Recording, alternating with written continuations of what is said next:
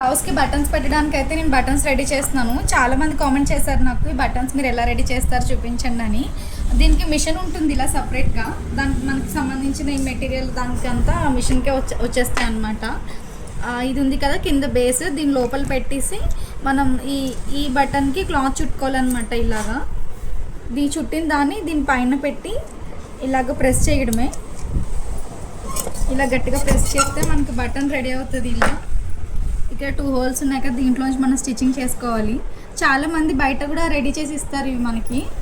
Each 5 rupees అలా తీసుకుంటారనమాట.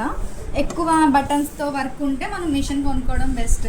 దీని cost ఎంత నాకు గుర్తులేదు. మేమైతే ప్యాటర్న్ బ్లౌజ్ స్టిచ్ చేసాం ఈరోజు. దీనికి ఇలా మిడిల్లో క్లాత్ బటన్స్ పెడదామని చెప్పైతే బటన్స్ చేస్తున్నాను అనమాట. బాగుంది కదా ఈ ప్యాటర్న్. ఆల్రెడీ మన ఛానల్లో పెట్టింది, అంటే చాలా చేసాము ఈ ప్యాటర్న్. ఇలా నెట్ తీసుకుని ట్రాన్స్పరెంట్ నెట్తో చేసాము. కింద స్కాలప్ కట్ పెట్టి హ్యాండ్స్కి కూడా కట్ పెట్టాము. విత్ సారీ పింక్ పైపింగ్తో చేసామన్నమాట. అదే పింక్ బటన్స్ కొడుతున్నాను సారీకి మ్యాచింగ్గా.